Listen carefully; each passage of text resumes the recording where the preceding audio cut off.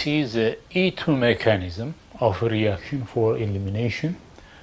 And this is a bimolecular reaction at the transition state, meaning that the base and also the alkyl halides are implicated in the transition state. So basically what happens is you have an alkyl halide reacting with a base.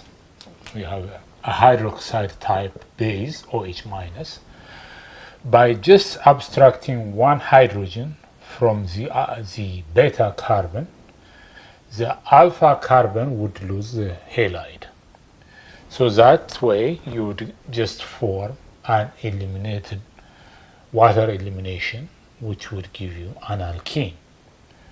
So in this mechanism there is E2 type and E1. For E2 mechanism, both the alkyl halide and also the base are in the transition state. It's a bimolecular reaction.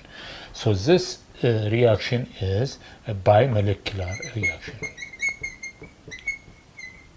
Both are implicated. So when it comes to the rate kinetics, the rate of the reaction is equal to rate constant times the alkyl halide, in this case tertiary butyl bromide. It is a tertiary because that carbon which contains the alkyl halide is a tertiary carbon because it has attached to 3 carbons. So the rate constant is the tertiary butyl bromide concentration and the hydroxide ion concentration. So this actually just parallels what you learned in SN2 reaction, where a nucleophile and the alkyl halide were implicated. So you can just draw a parallel between E2 and SN2 mechanism. Both are the nucleophile, and in this case the base, are implicated. When you come to see the mechanism, the actual arrow movement of electrons, what happens is this is the alpha carbon, this is one of them. You can pick any one of them as a beta carbon. So you have a possibility of 3 beta carbons here.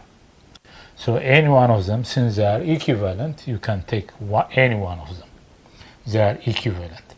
So the beta carbons are, all of these are beta carbon, this is beta carbon, this is alpha carbon, which contains the bromine group.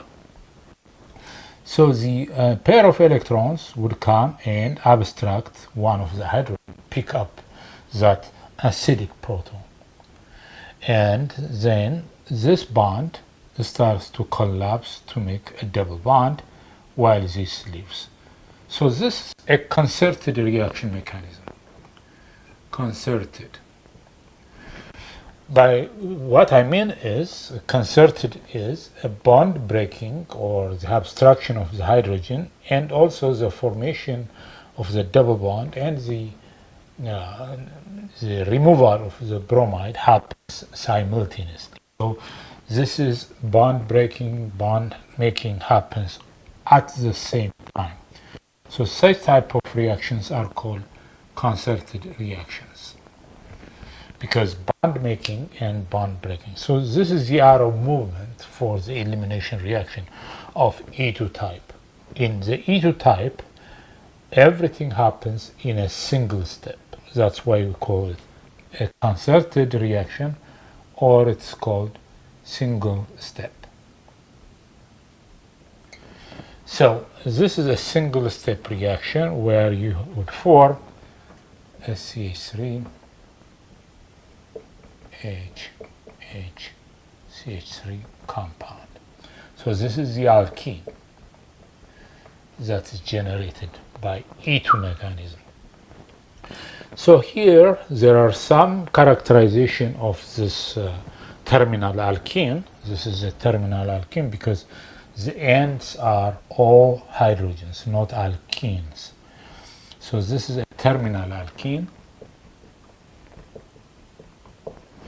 There is no cis and trans for this. You should remember that.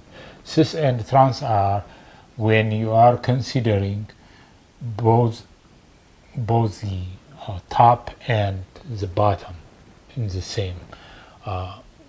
same group.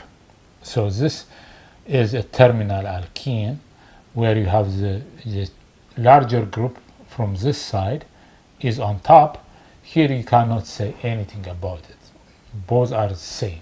So you cannot compare. Here you can also compare. Both are the same.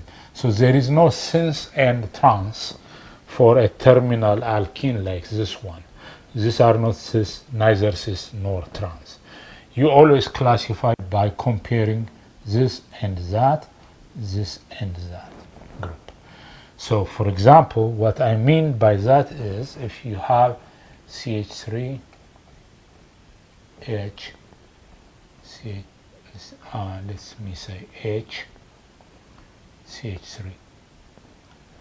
This is a trans alkene because if I compare this group with this group, the larger group is on top. This is a larger group.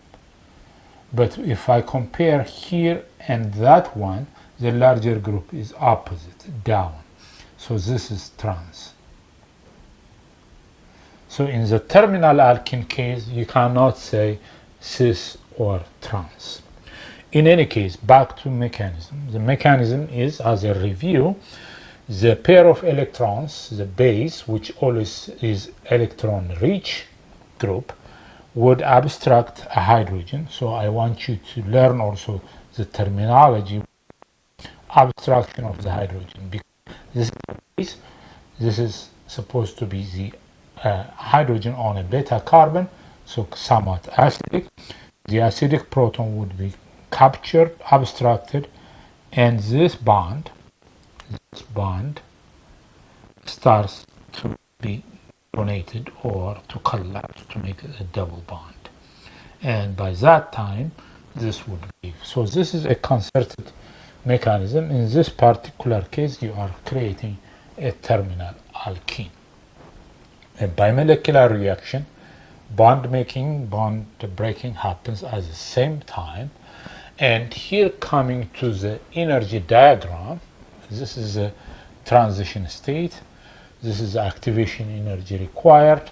It has only one hump. So because it's a single step, it's not multi-step.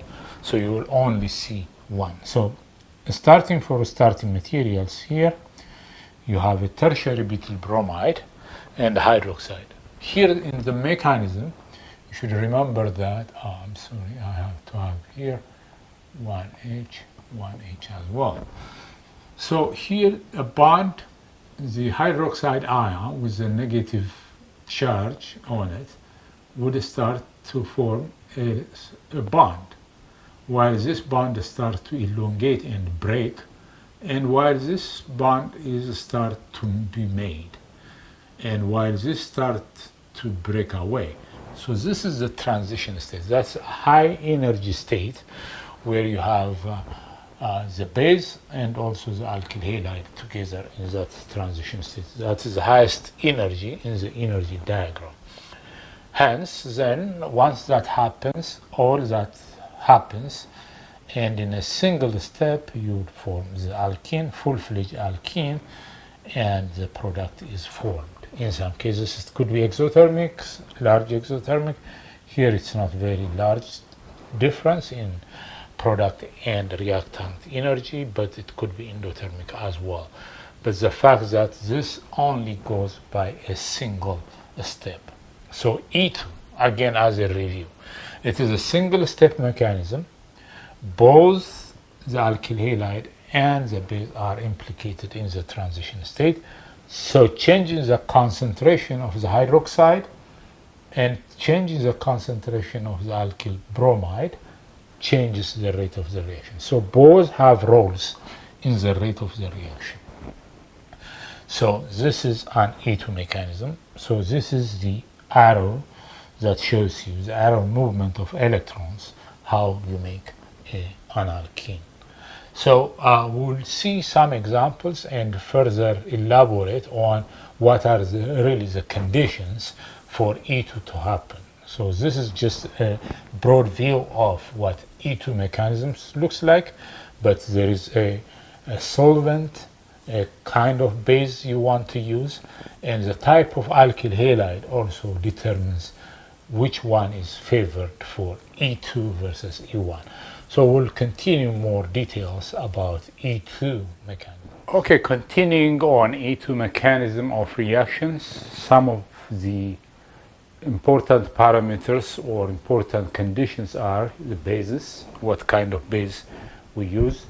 If you remember, we have a hydroxide base, OH minus, alkoxides, and so on. So generally for an E2 mechanism of what we have started discussion, a bulky and a strong base is required. So for example, these are strong bases, alkoxide ones. This is etoxide. So this is etoxide base.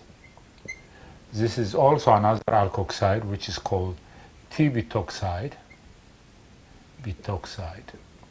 because it's generated from a tertiary butanol alcohol. So that is, they are fully charged, they are very strong bases. In most cases for E2 mechanism of reaction, we use tertiary butoxide as a base. That is a strong, bulky base. There are other classes of bases also which we want to introduce at this point. These are not charged species, but they are non-nucleophilic because they are bulky as well. They are a neutral molecule. Usually nitrogen amines are like base, as you know. Here DBU and DBN are most commonly used. So the DBU stands for 1,8-diazo bicyclo 5,4,0 undecane 7-ene. So this is a very long name, shortened as DBU, which is this structure. So what you should see is just the 5,4,0 represents that there is 5 atoms in this ring system, and there are 4 atoms in the other. So the bridge is 0. So it's 5,4,0. So this is some new kind of nomenclature I'm introducing here. 5,4,0 refers to the 5 for this ring system, and 4 for the other one. 1, 2, 3, 4 atoms. But this one has 1, 2, 3, 4, 5 atoms in the ring system. The bridge is counted as 0. So the bridge is this nitrogen and this carbon are the bridge where there is no any other. So it's 0. So in the DBN case, it's a shorter one. You have a 4 atom. That means if you just look at here, 1, 2, 3, 4 atoms in the ring system, and 1, 2, 3 atoms. So it is 4, 3. The bridge is always 0. So those are the 2 bases, which are new to you probably, but the basicity comes from this lone pair of electrons. The lone pair of electrons are what makes these 2 compounds basic. So DBU, DBN are very applicable in the E2 mechanism of elimination. So here I have a good example where DBU is used for elimination reaction.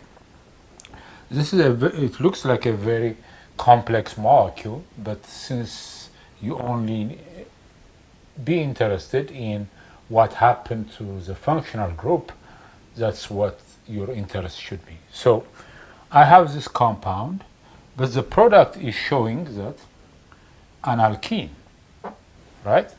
So immediately what you should think of is an elimination reaction has happened. So the question is, show the mechanism and what happened. So it is show the mechanism of the reaction. So as I told you, DBU is a very strong bulky base, which is written here again. This is DBU. So the elimination has happened on this alkyl halide. So let's first identify where is the alpha carbon and where is the beta hydrogen. You need alpha carbon and a beta hydrogen. This has only one possibility where this doesn't have no hydrogen on it. So this is a carbon that is serving as beta carbon, which contains actually two hydrogens, but it's only one of them would be used in the reaction. So you can tell also the reaction has happened on this beta carbon, and this used to be an alpha carbon. So this is just a reaction or elimination. You don't have to worry about the complex molecule. You shouldn't be scared by just looking at this very complicated molecule. Just understand where the reaction could happen. So the mechanism of DBU reaction was this. So you have a DBU. Usually what happens is this lone pair of electrons comes in, this comes out of nitrogen, picks up this proton, one of the hydrogen. As I told you, remember the terminology we use is abstraction of the proton by a base. Then when you abstract that base, this lone pair of electrons would make the pi bond. This goes out. So this is a concerted reaction. E2, this is E2 mechanism. So during the transition state, both are implicated. That means the reaction mechanism is in such a way that both the abstraction of hydrogen, making of the pi bond, and the elimination of the halide happens simultaneously. So you make this double bond. So this is an example of an E2 reaction using DBU, a strong, bulky base. So using the strong bulky base, you can effect an E2 reaction. So this is the eliminated product where you have formed an alkene. So if you just look at here, the alkene is a disubstituted alkene, an internal alkene, disubstituted because you have an alkyl group this side, an alkyl group this side. So two hydrogens are sticking out like this. So this is a disubstituted alkene, disubstituted. Okay, just to comment more on this is also a which is already there in the compound. This is disubstituted alkene. This is a disubstituted alkene. This is di. This is di. So here in a cyclic system, the alkyl groups should be necessarily in the same direction. So always in the cyclic system, especially when they are small, it should be cis, in a cis position. Okay, this is a cis alkene, also cis. But here it is trans alkene. Trans because one alkyl group is up here and the other is opposite. So this is hydrogen. This is hydrogen. That's trans.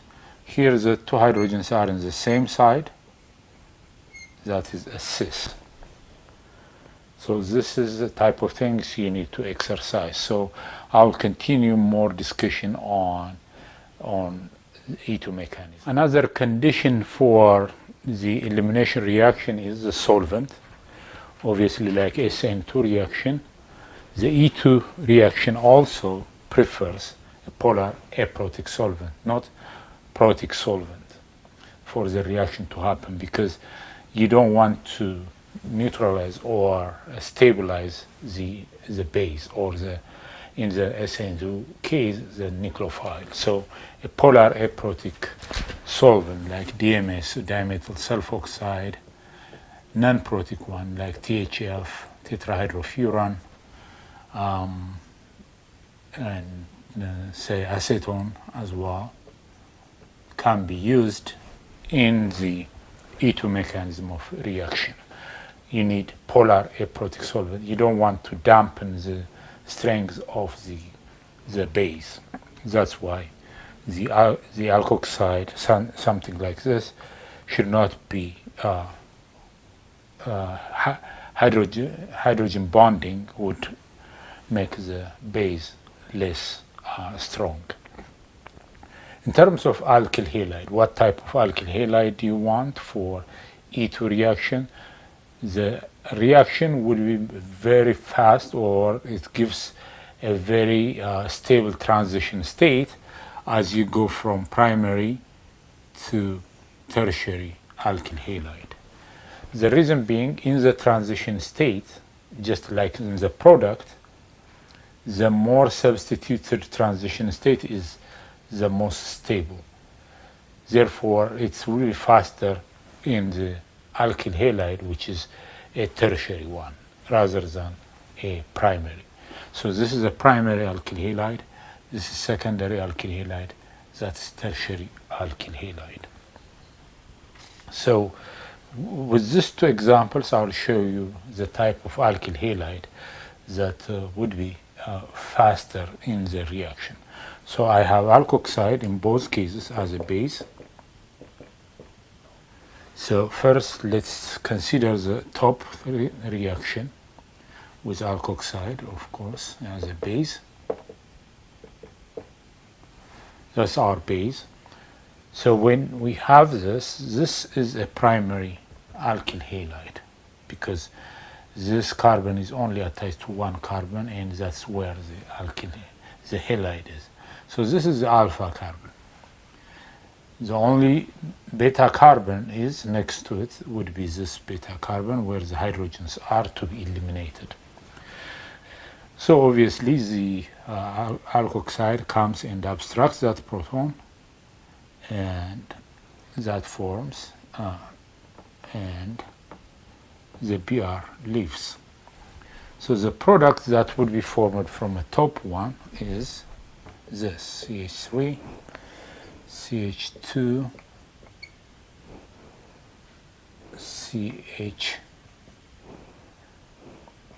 CH2. This is what would be formed. This is 1, 2, 3, 4. This is one butene product. So that's, as you see, the alkene is a terminal alkene. It's not that much, it's only monosubstituted because it has only one carbon on it. The rest are hydrogens. So that's not a very stable kind of alkene. Obviously, that's a terminal alkene. That is generated from a primary alkyl halide. So that reaction would not be as fast as this one. Of course, the product would be formed, but the rate of the reaction is different. In this case, let me consider my alpha carbon, for example. Alpha carbon is this carbon, where the bromine is. That's an alpha carbon. Sorry. Alpha. And there are several beta carbons, so we can take one of them. So this is beta carbon, let's say. So one of these hydrogen would be the ones to be abstracted by the base. So the same reaction. Okay? So this is a tertiary one because this carbon is attached to 3 different carbons. So that's a tertiary carbon. The reaction will be faster because it generates at least a more substituted alkene. So let's prepare this by just making this CH2 and one of the beta hydrogens like that, so that it would be easier for us to see. So the alkoxide, let's say the same alkoxide, that would be abstracting that proton. This bond would form here, and Br would leave. So the product of this reaction is CH2 double bond C CH3 CH3.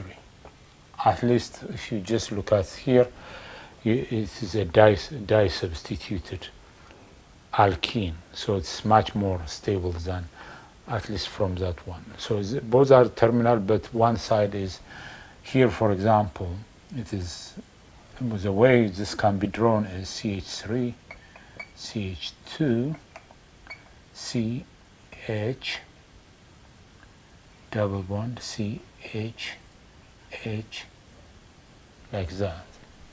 So if you just look at this, this is a mono substitution. Mono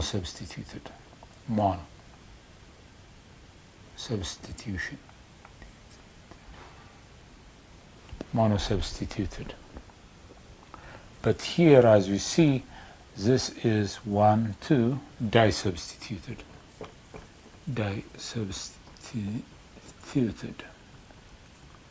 So this, between the two, the alkene that would be more stable would be, relatively, would be this one than that. So usually a more substituted alkene is more stable, and it's also faster to form.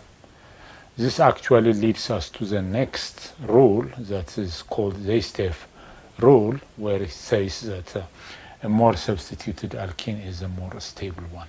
So we'll look at a couple of examples on more substituted alkene. So as a refresher, solvent, polar aprotic solvent for E2 reaction, and also the alkyl halide, a tertiary, is much faster than a primary, because the primary would generate a less substituted alkene.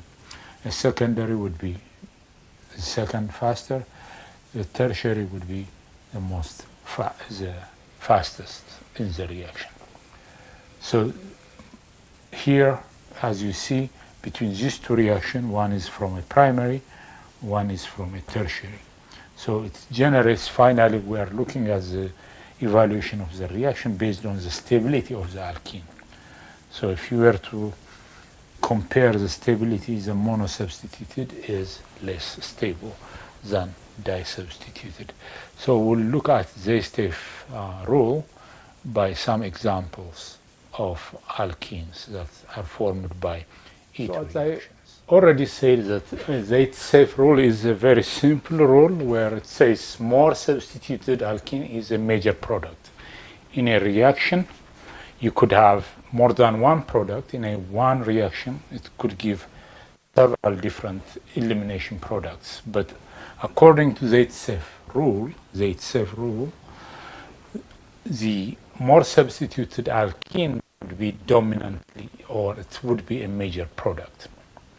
So let's show that Saytzeff rule, how it applies to this reaction. First, let's see where are the alpha hydrogens, or the alpha carbon. The alpha carbon is this carbon, right? And beta carbon for this system can be, there is one hydrogen here, so that would be a beta hydrogen, but there is also another beta carbon, which is 1, 2 from this, so this is beta carbon. So the reaction would go as for, it doesn't have any selectivity, but it would be more selective with the one which generates a more substituted alkene by Saytzeff rule. First, let's both products.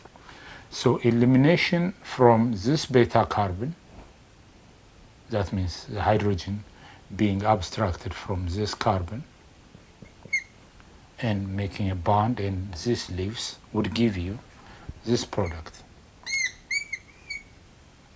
So CH3, right? That's a product. Hydrogen being abstracted, the bond collapses to form a pi bond, and the iodide leaves. How about in the next case? You have one of the hydrogens, you can take one of them, get the base, abstract that hydrogen,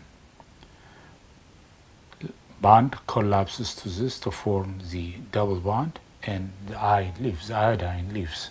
So that would give us a product which looks like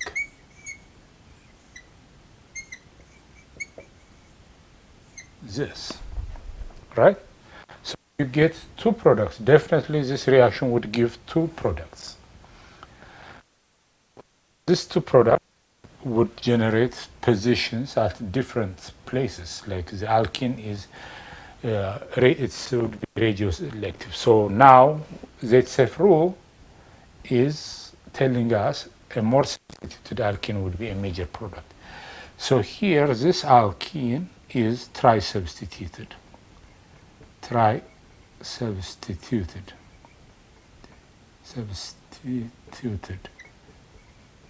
Substituted. Okay. This one is, there is one hydrogen here, there is alkyl group, and there is another alkyl, so it is di-substituted. So between the tri-substituted and the di-substituted, definitely this would be our major product.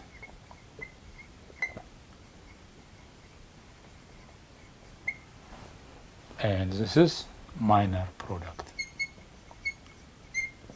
So in questions or exams, you would be asked, give a major product or give all products, something like that. So you should understand the differences why we have. So Saytzeff is a scientist which has coined this rule where more substituted alkene is a major product. So in some cases, this reaction in general could be also said as regioselective, meaning that it is selective for this region versus that region. So this reaction now is regioselective. Alkene formation is a regioselective reaction. Okay. We can call that regioselective, meaning that the position of the double bond where it happens in terms of the region is selective to this one versus the other one by the Saytzeff rule, which says more substituted alkene is major product. So that kind of reaction is a regioselective reaction.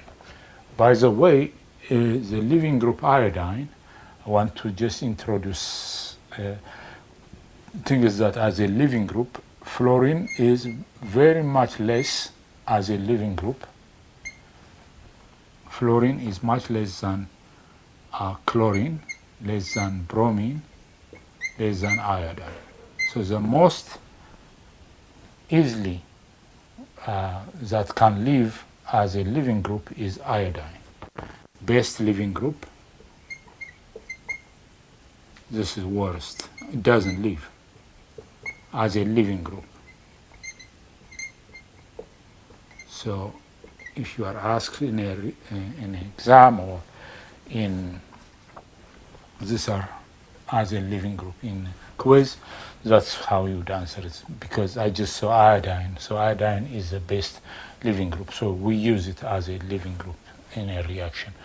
Sometimes I also see bromine, chlorine, but the worst is fluorine. Fluorine is not a good living group. It's the worst living group. And I have one more reaction just to demonstrate another concept. So remember, regioselectivity comes because of the stability of the alkene. Regioselective because of alkene stability.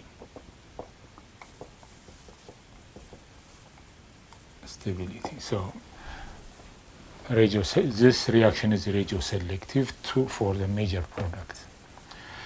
And there is sometimes also a reaction that can be also stereoselective. So I want to give you another reaction where you have this compound.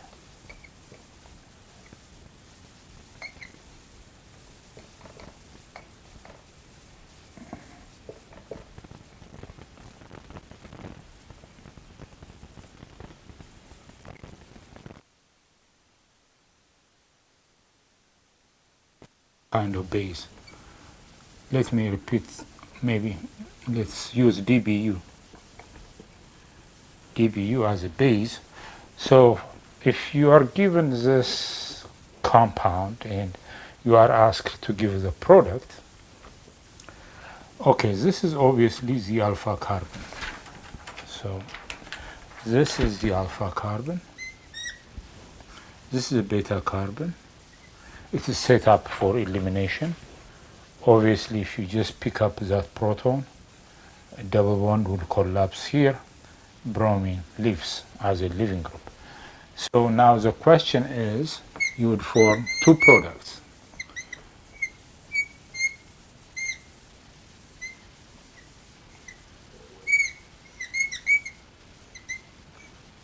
Two products, this, and how about this?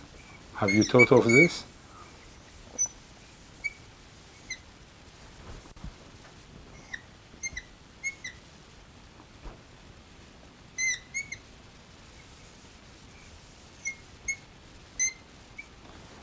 Look at that. Where the two phenyl groups are up or down, it doesn't matter, just to say in the same phase, and the two phenyl groups are up and down, where the hydrogens are also up and down. Here the hydrogens are in the same direction. Look how those are, look at that possibility how they are formed. So such reaction also is possible whenever you have this. So always think, am I making a cis alkene or a trans alkene is also a question.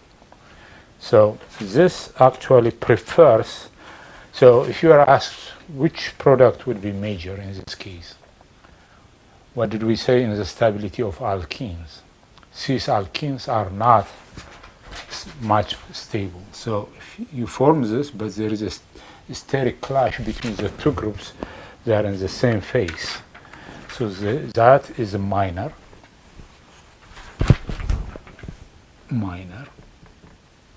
and this trans one is at least a major product.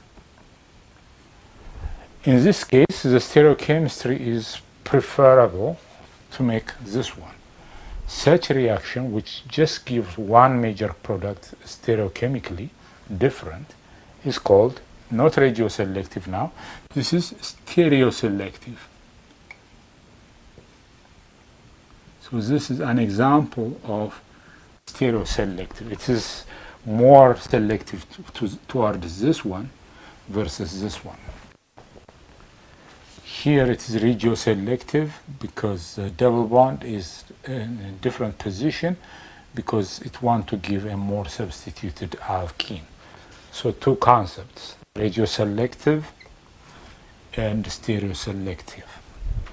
Why we call those two distinctions? In this case, you can make a cis,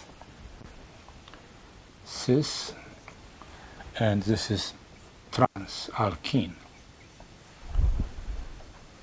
The two larger groups are opposite. The two larger groups are in the same phase.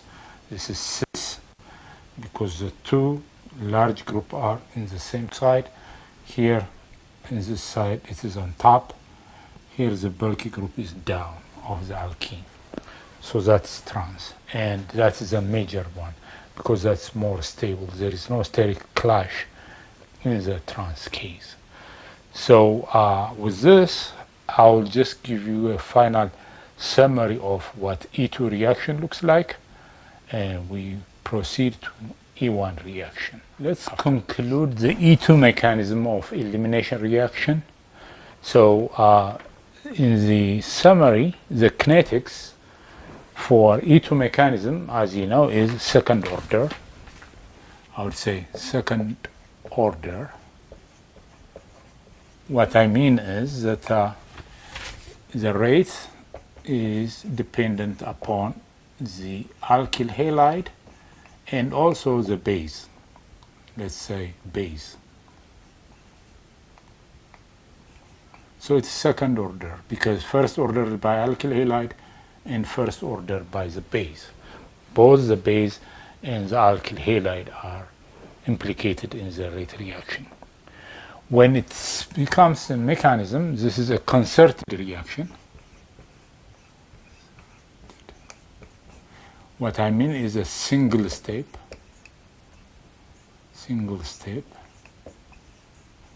If you remember the reaction diagram, energy diagram is just one hump it has, and it goes from a combination of the alkyl halide and the base, and bond breaking and bond making happens at the same time. So it's a concerted reaction.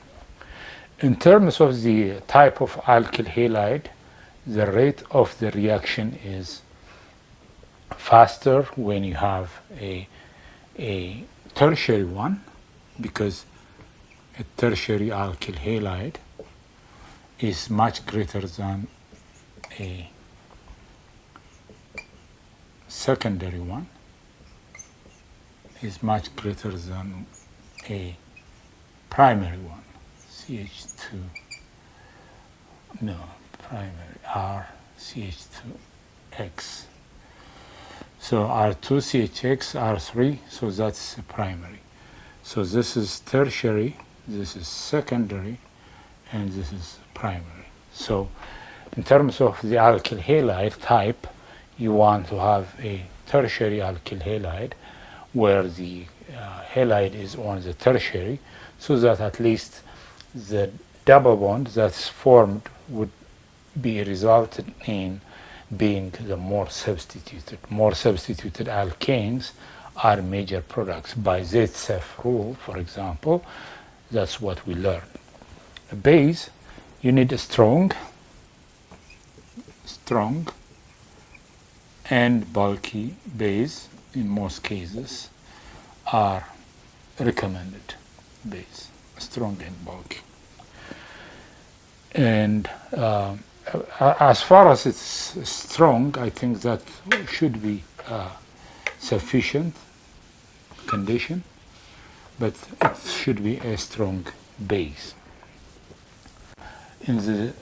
As far as the living group, you need good living group. Good living group. We have already classified, for example, in the halides, iodide is the best living group in that group than fluorine. In terms of solvent, you want to use a polar aprotic, no proton on it. So, for example, alcohols are not good for E2 mechanism, or acids are not the best ones for as a solvent. So these are some of the most important conclusions of E2 mechanism, the elimination second order mechanism. Are some of the summaries are here, and in the next video we'll be seeing E1 mechanism in detail. Okay, thank you.